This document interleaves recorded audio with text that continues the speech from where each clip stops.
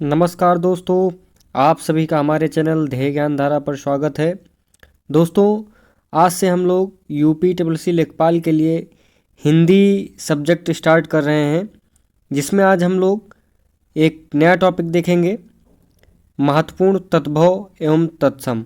दोस्तों, जो पिछली एक दिवसीय परीक्षाओं में आए हुए हैं, जैसे कि UP PCS, UP triple SC एवं अन्य परीक्षाओं में जो तद्भव और तत्सम पूछे गए हैं, वह सब यहाँ पर जो है आप लोगों के सामने देखने को मिलेंगे अभी।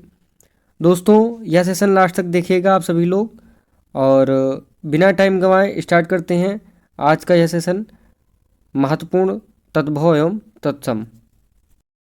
दोस्तों, तद्भव और तत्सम स्टार्ट करने से पहले हम तद्भव और तत्सम का जो है शाब्दिक अर्थ जान लेते हैं कि तत्सम क्या होता है और तद्भव क्या होता है। दोस्तों, जो तद्भव होता है, सबसे पहले हम जानेंगे तत्सम शब्द। जो तत्सम होता है दोस्तों, हम इसको बस यह ध्यान रखेंगे कि जो तत्सम रहेगा वह मूल शब्द रहेगा। मूल मतलब कि हिंदी भाषा में मूल शब्द जो है वह वैसे शब्द जो है जो संस्कृत से सीधे आ गए हैं, वह तत्सम है। ठीक है।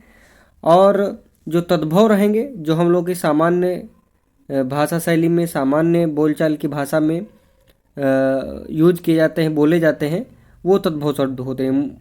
मुख्यतः तद्भव का जो शाब्दिक अर्थ होता है वह होता है उससे होना, अर्थात वो शब्द जो है जो शोध भाषाओं के शब्दों से विकसित हुए हैं। जैसे कि तद्भव शब्द जो होते हैं, ये संस्कृत से चलकर पाली से चलकर प्राकृत, प्राकृत से अपभ्रंश होते हुए हिंदी तक पहुँचे हैं। ठीक है। तो मूल रूप जो हम लोग बोलचाल की भाषा में जो शब्द प्रयोग करते हैं वह तद्भव रहते हैं, और उनका जो मूल रहता है, जहाँ से वो शब्द आए हुए हैं, ठीक है, जैसे कि हिंदी भाषा में संस्कृत से आए हुए हैं, तो वह तत्सम शब्द रहते हैं, तत्सम शब्द होते हैं। ठीक है, आप लोगों को समझ में आ गया होगा तद्भव और तत्सम। तो स्टार्ट करते हैं। दोस्तों, पहला है कबूतर। तो कबूतर का तत्सम होता है कपोत। और फिर हल्दी का होता है हरिद्रा। पंख का होता है पच। फिर है नेह का तत्सम होता है स्नेह। कपूर का जो तत्सम होता है वह होता है कर्पूर। ठीक है, अगला देखते हैं। अगला है पत्ता का जो तत्सम होता है वह होता है पत्र। फिर होता है गधा का जो होता है तत्सम वह होता है गर्दभ। ठीक है। फिर है कोयल का होता है कोकिला। ठीक है। मक्खी का होता है मछिका। अगला देखते हैं। अगला है कपड़ा का होता है तत्सम करपट। अंधेरा का तत्सम होता है अंधकार।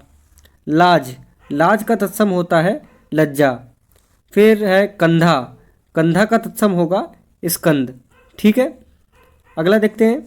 अगला है अटारी का तत्सम शब्द होता है अट्टालिका। ठीक है, अट्टालिका को ऐसे भी लिख सकते हैं, जो यहाँ पर आ के बाद टा में नीचे ये आधा टा लगा के अट्टालिका ऐसे लिख सकते हैं। ठीक है। फिर अगला है नारियल का है नारिकेल। मोस्ट इम्पॉर्टेंट ये है, बहुत ही महत्वपूर्ण है, कई बार पूछा गया है। नारियल का नारिकेल। फिर है बाघ का तत्सम होगा व्याघ्र। माँ का तत्सम होगा मातृ। ठीक है, अगला देखते हैं अंगीठी। तो अंगीठी का होता है अग्निष्ठिका। ठीक है।